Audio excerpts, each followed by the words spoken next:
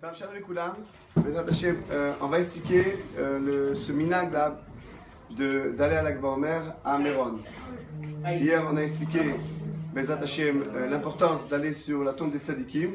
Là on va parler particulièrement de Méron, de l'Akba Omer. Ce soir c'est l'Akba Omer, Bezrat Hashem. Il y a une question qui se pose. Comment se fait-il que dans la mort d'un tzadik on se réjouit autant? Ça doit être une journée triste.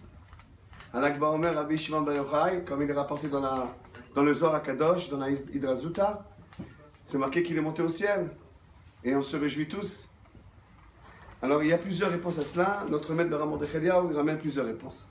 La première réponse est dans le Sdechemed. Il se trouve dans ce livre Sdechemed, qui dit que le jour où Rabbi Shimon Bar Yochai est monté dans le ciel, il y avait une grande lumière dans le monde entier. Pourquoi? Parce que se sont dévoilés les secrets de la Torah. Se sont dévoilés ce jour-là des grands secrets de la Torah. Et quand se dévoile la Torah, c'est une joie. C'est une joie qui est au-delà de cette disparition-là de Rabbi Shimon Bar Yochai. La deuxième réponse, c'est qu'il y a une victoire immense de Rabbi Shimon Bar Yochai sur les Romains. Pourquoi? Parce que le Kessar, il est mort. Les Romains ont baissé les mains de poursuivre Rabbi Shimon Bar Yochai. Et Rabbi Shimon Bar Yochai, il sort et il meurt tranquillement dans son lit, normalement. Alors qu'il y avait des poursuites contre lui. Donc sa mort, c'est une victoire pour Rabbi Shimon Bar Yochai et pour l'Am Israël. La troisième réponse, c'est que Rabbi Shimon Bar Yochai, lui-même, il dit venez, je voudrais que vous venez dans ma Iloula. Le jour de mon décès, c'est la Iloula du Tzadik. Je vous invite tous à venir et à vous réjouir dans ma Iloula. Effectivement, on dit que le Ari HaKadosh, il a pris son fils, le jour de la Iloula de Rabbi Shimon Bar Yochai, il est monté et il a dansé, il y avait une grande joie, il a fait même le chalaké de son fils. Donc pour toutes ces raisons et d'autres aussi, on monte à la Iloula de Rabbi Shimon Bar Yochai. Il y a qui disent que c'est pas très conseillé de monter. Et la raison est, qu'il y a un mélange, d'hommes et de femmes. Le Ramon de Cheliaou n'est pas d'accord. Il dit non, il faut monter. Surtout qu'aujourd'hui, il y a un ordre qui est fait entre les hommes et les femmes. Il y a un passage des femmes, il y a un passage des hommes. La tziout, elle est gardée. Et celui qui veut regarder, il regardera. De toute la manière, il regardera à part ou il cherchera à regarder. Mais il y a une règle de tziout. Et si Rabbi Shimon Bar Yochai lui-même, il a dit monter à Maïloula, c'est qu'il savait qu'on allait être protégé en montant dans la Iloula. Donc, nous on dit que Bezrat Hashem, il y a une mitzvah, une grande mitzvah de monter dans la Iloula de Rabbi Shimon Bar Yochai. Qu'est-ce qu'on fait là-bas? Alors, le minag de notre maître, c'est d'arriver au tziyun de Rabbi Shimon Bar Yochai, de lire la Hidra Zuta. Alors, c'est quoi la Hidra Zuta? C'est le passage du Zohar que Rabbi Shimon Bar Yochai parle de sa fin, qu'on parle là-bas de sa fin. Comment ça s'est passé? Le jour où il est monté au ciel, il y avait un événement très très haut. On conseille de lire ce morceau du Zohar HaKadosh qui s'appelle Hidra Zuta et la traduction pour voir comment elle était immense, cette disparition de Rabbi Shimon Bar Yochai. Ça c'est premièrement. Deuxièmement, celui qui peut toucher à la tombe, c'est bien. Le Rav rentrait dedans, embrassait la tombe et ressortait. Mais même celui qui n'est pas réussi à rentrer, parce que c'est pas si simple que ça à rentrer dans la tombe de Rabbi Shimon Bar Yochai, même qu'il est au pourtour de la tombe, il profite aussi de la lumière de Rabbi Shimon Bar Yochai. Surtout que hier j'ai entendu un grand de la Torah qui disait que la lumière de Rabbi Shimon Bar Yochai est tellement grande qu'elle va dans tout Israël et dans le monde entier. Okay? Alors, hier, on m'a dit vous allez à Rabbi Shimon Bar Yochai. Alors j'ai dit c'est lui qui vient à Natania. Ce soir on va faire un grand feu à Natania. La communauté fait un grand feu, alors on va inviter Rabbi Shimon Bar Yochai. Et après on m'a dit et son fils, lui aussi on l'a invité. Rabbi Elazar, lui aussi on l'a invité. Rabbi Elazar.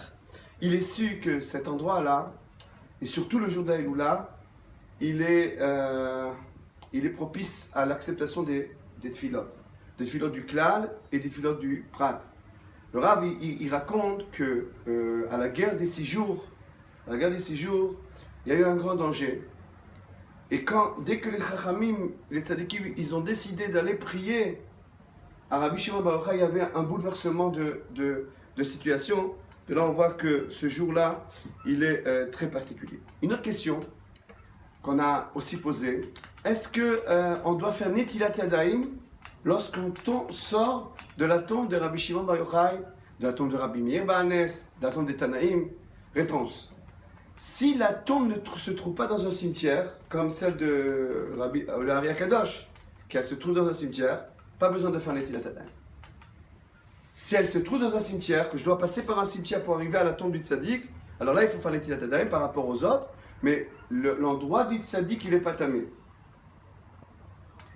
Et plus que cela, il y a qui dit, le Rav dit que si on fait quand même Netilat Yadayim après qu'on ait visité la tombe de Rabbi Shimon Bar Yochai, on fait un petit affront au tzaddik. Maintenant celui qui veut quand même achmir et faire Netilat Yadayim, qui fait sans cli. Pour pas montrer qu'il y avait une touma dans ces liens-là. Maintenant, le Bachour Yeshiva qui dit, moi je vais rester étudier à Natania, à Jérusalem, à Haïfa, je ne veux pas monter, je veux continuer à étudier, il peut, il n'y a pas de problème. Mais même s'il décide de monter, il faut savoir que c'est important. Parce que Rabbi Shimon l'a invité. Rabbi Shimon, il savait que quand il n'invite pas seulement le peuple, il invite aussi les gens de la Torah. Il leur a dit, venez à Maïloula. Donc lui aussi il peut venir et monter, mais s'il décide d'étudier, il n'y a pas de problème, qu'il reste et qu'il étudie. Okay? Et c'est bon dans ce jour-là d'étudier le Zohar. Ce soir c'est le moment d'étudier le Zohar. Maintenant, même celui qui ne comprend pas le Zohar, et c'est très difficile de le comprendre, parce que tous les secrets de la Torah sont dans le Zohar Kadosh, qu'il lise. Lire le Zohar Kadosh, c'est rapporté dans plusieurs livres, que même lire le Zohar Kadosh, et surtout le jour de la Eloula, de Rabbi Shimon Bar Yochai, ce soir, alors c'est une grande mitzvah. Une grande halakha, une dernière halakha, c'est il faut faire attention à l'entrée de ce soir, à l'entrée de la fête, avant d'avoir compté le Homer, de ne pas dire à quelqu'un, ce soir je vais à Lag BaOmer, à la fête de Lag BaOmer, avant d'avoir compté, pour pas qu'il rappelle le compte avant que le compte arrive. Donc il faut faire attention, on peut être facilement dire on va à Lag BaOmer. Comme je l'ai dit au début, Bezat Hashem, cette année la Kila a décidé de sortir, de faire un grand feu communautaire avec une grande simcha, avec de la musique, etc. On a même invité 2 invités d'honneur, Rabbi Shimon Bar Yochai et Rabbi Lazar. Il y aura une grande joie et Bezat Hashem, que toute l'âme Israël, il participe à ces mêmes feux qui représentent tous ces feux-là. Tous ces feux, si on met un hélicoptère au-dessus de la terre d'Israël, on voit tous ces feux, on voit jusqu'à combien Rabbi Shimon Bar Yochai et sa Torah ont illuminé tout l'âme Israël, comme lui-même il le dit, que ma lumière, grâce à cette lumière que j'ai amenée, qui est dans le livre du Zohar, l'âme Israël, il arrivera à la Géoula Shlema, Bimera Be'amenu. Amen.